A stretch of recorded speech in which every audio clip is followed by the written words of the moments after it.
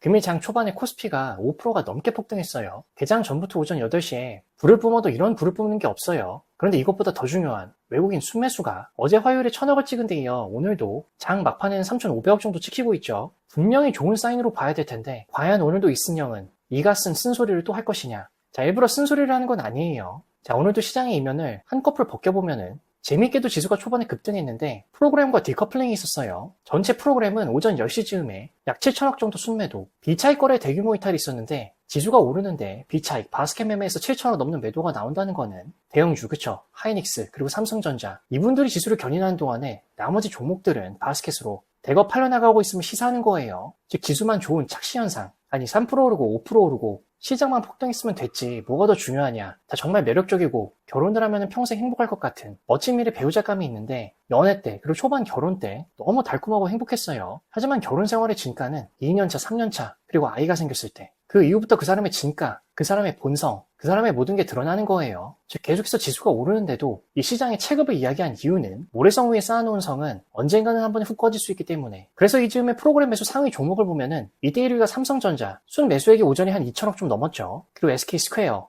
알테오젠, 삼성 SDI, 특정 섹터 대장주에 프로그램 매수가 집중이 되었어요. 이게 무슨 의미냐면 주도주 위주의 포트폴리오 재편을 하고 있음과 동시에 비차익 매도로 중소형주나 소외주는 계속해서 때리는 종목별 차별화 장세를 연출하는 거죠. 즉 시장 전체가 살아나는 불장이라기보다는 지수 대형주 위주의 수급 쏠림이 극심한 장세, 종국적으로 미약하지만은 외국인의 이틀째 귀환으로 지수가 폭등했고 다만 비차익 매도세가 보여주듯이 지수만 오르는 소외감이 클 수 있는 장, 포모가 몰리는 삼성전자나 SK하이닉스가 없으면은 지수는 오르는데 주식을 들고 있는데도 다른 업종을 들고 있으면은 소외감이 극에 오를 수 있는 포모의 피크로 볼 수 있는 거죠. 자, 그런데 오후로 넘어가서는 양극화가 더 심화돼요. 비차익 매도세가 폭주하는데 오전 10시 대비 매도세가 장 막판에는 약 2조 원 가까이, 약 2.2배가 증가했죠. 지수는 얼추 엇비슷하게 유지되고 있는데 비차익 매도가 2조 원 넘게 넘었다는 거는 삼성전자, 하이닉스는 계속 붙들어 매면서 나머지 종목들을 인정 사정없이 계속 팼다는 거예요. 그리고 차익거래 역시 오전에 플러스가 오후에는 마이너스로 전환됐죠. 베이시스 아쿠아 또는 선물 가격의 상대적 약세로 기계적인 매수세마저 이탈하기 시작한 거예요.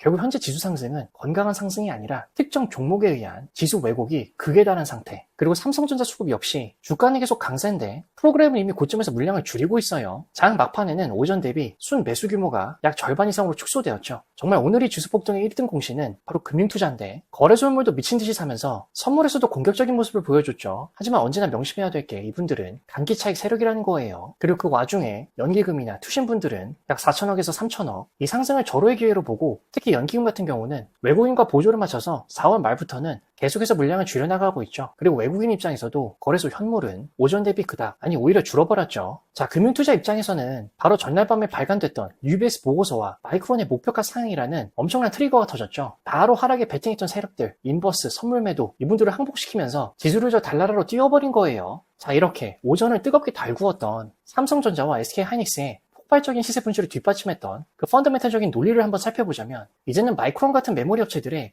예약 손님이 줄을 섰다는 거예요. 이걸 LTA라고 하죠. LTA의 마법. 장기 공급 계약이 30%를 넘어섰다. 가격 등이 비싸게 고정됐다. 반도체를 붕어빵이라고 가정한다면 그 붕어빵이 1000원에 팔릴지 내일 손님이 안 와서 500원에 덤핑할지 아무도 몰랐어요. 그래서 이익이 들쭉날쭉했죠. 그런데 이제 구글, 마이크로소프트 같은 큰 손들이 와서 야, 내가 3년 동안 매일 붕어빵 100개씩 1,500원에 무조건 살게. 계약서 쓰자. 이렇게 된 거예요. 그러니 가게 주인인 마이크론 입장에서는 이제 내일 날씨 걱정을 안 해도 되는 거죠. 이미 비싼 가격에 다 팔아놨으니까요. 즉 이익의 가시성, 예측 가능성이 높아진 거죠. 그러다 보니 마이크론이 미래 실적을 땡겨온 지금 PER이 배수가 15배라면 이것도 낮아 죽겠는데 7배인 삼성전자와 하이닉스는 너무 싸다. 전 세계에서 붕어빵을 제일 잘 만드는 가게 3곳이 마이크론, 삼성전자, SK하이닉스잖아요. 그런데 미국에 있는 마이크론 가게가 우리 점수는 15점이야. 인정을 받은 거죠. 옆집 한국 가게를 보니까 실력은 더 좋은데 점수는 아직 7점인 거예요. 그렇기 때문에 투자자가 얘네 점수가 왜 이렇게 나죠? 마이크론만큼 점수를 주면 주가가 지금보다 2배는 더 가야겠는데? 이러면서 돈을 싸들고 달려오는 거예요. 즉 지금 시장은 반도체는 이제 옛날처럼 흥청망청하는 사이클 주식이 아니라 AI 시대의 쌀처럼 꼬박꼬박 돈을 벌어다주는 귀한 몸. 그래서 오늘 거래대금이 터지면서 난리가 난 거죠. 다만 이 UBS의 보고서는 한 번쯤 짚고 넘어가야 되는 게 너무 장밋빛 환상으로만 계산을 했다는 거예요. 무엇이 과장되었냐면 메모리 사이클은 끝났다는 주장. 과거에도 업황이 좋을 때마다 이번엔 다르다. 이런 주장이 나왔죠. 물론 AI는 정말 메가급 트렌드이긴 해요. 그러나 반도체는 결국에는 공급장치 산업이죠. 즉 15배 멀티플을 영구적으로 유지할 수 있다. 이 주장은 역사적으로 아직은 검증된 적이 없는 가설이에요. 영구적으로. 그리고 EPS $100 안착은 이건 최상의 시나리오를 가정한 수치죠. AI 수요가 조금만이라도 둔화되거나 빅테크 기업들의 인프라 투자, 캐펙 속도가 조절되면 가장 먼저 타격을 입는 것이 메모리 쪽이에요. 물론 앞으로도 계속 강하게 올라갈 겁니다. 다만 중요한 건 가정인데 현재 목표 주가는 실수의 여지가 없는 완벽한 미래를 선반영하고 있는 거죠. 완벽한 미래. 결국 변화된 펀더멘털에서 인정해야 될 부분은 LTA, 장기 공급계약의 실효성. 이 부분은 객관적으로 맞아요. HBM은 엔비디아의 GPU 설계 단계부터 협업을 해야 되기 때문에 예전처럼 만들어 놓으면 누군가가 사가겠지. 이런 시장이 아니에요. 이미 팔 곳이 정해진 수주 산업으로 분명히 그 성격이 바뀌었죠. 기업 가치 상승이 정당한 근거가 되는 거예요. 그렇기 때문에 장기적으로 봤을 때는 분명히 산업이, 이 사업이, 이 회사가 주가는 우상향하겠지만 금일 오후에 다시 변화된 지표들을 봤을 때 단기적 과열 정점임을 살짝 다시 이야기해주고 있는데 프로그램 전체의 매도 폭탄은 가속화되고 있고 외국인의 현물 규소는 늘어나지 않았으며 장 막판에 가선 마이너스로 반전됐죠. 언제든지 포지션을 바꿀 수 있는 금융투자가 주도하고 있다는 점. 즉 오후장으로 오면서 시장의 성격이 오전의 희망적인 재평가에서 무거운 매물 소화로 바뀌고 있다는 거죠. 즉 미래를 부정하는 건 아니지만은 현재 지수는 거품이 많이 낀 상태. 진정한 주도 세력인 외국인은 아직까지는 미적지근하고 장기 투자자인 연기금은 계속 도망가고 있다. 그리고 주식 선물에서도 어제 오늘 외국인이 약 4천 계약 이상 하이닉스와 삼성전자의 마지막 시세를 마치 쥐어짜는 듯이 빨래가 찢어지듯이 계속 꽉꽉 짜고 있죠. 오전의 지수 폭등에 멍한 머리를 포모에 이걸 사지 못해서 나만이 시장에 참여를 못한 그 분노보다는 냉정하게 계속 이틀 동안 오후에는 수급의 한계가 드러나고 있음을 봐야 돼요. 9시에서 9시 15분에 폭발적인 돌파가 있었고 그리고 9시 15분에서 11시 반 사이에는 마지막 유혹이 있었죠. 지수가 야금야금 올라서 8,457.09 정말 머리가 띵해지는 순간이에요. 하지만 거래량은 첫봉 이후부터 계속 줄어들고 있는 거죠. 그리고 11시 반부터 1시까지는 최고점을 찍은 후에 지수가 시들시들 B차익 매도 폭탄이 약 2조 원이 시장을 짓누르기 시작한 거고 그리고 이제 1시부터 장 막판까지는 중력의 법칙이 작용했죠. 단 한 번의 유의미한 반등 없이 계단식으로 하락하는 거예요. 즉 지금부터가 정말 중요한 냉정하고 중립적으로 시장을 봐야 되는 거고 현상은 상승이지만 체력, 거래량은 주의 단계예요. 억지로 끼워 맞추자면은 지금은 슬림화된 주도주 장세 전체가 다 같이 오르는 게 아니라 삼성전자나 SK하이닉스가 끌고 가는 포모 위에 포모 한 겹이 더 겹쳐버린 정말 보유자의 영역인 장세. 다만 그럼에도 불구하고 데이터는 광기를 가리키고 있지만은 분석은 분석일 뿐 광기의 그 끝은 이 이어짐은 어느 방향으로 튈지 몰라요. 그래서 시나리오별로 봤을 때 그래서 만약 더 상승을 한다. 그래서 지금이라도 난 사야겠다. 축제는 그럼 즐기되 출구까지는 확인하는 거. 만약 내일 아침에도 외국인 선물 매수, 현물 매수가 유지된다면 금일 기록한 몇십조 원의 하이닉스 거래대금이 매수 대기 자금으로 이어진다면 당연히 다시 한번 오버슈팅을 할 수 있겠죠. 그리고 오후까지도 강하게 최근 이틀과는 다르게 그 기세가 이어진다. 손가락 잘릴 위험 없이 참여해 볼만한 거예요. 마음속으로만 최근 이틀 동안 숏 커버링, 손절 매수로 인해서 억지로 끌려 올라간 주가는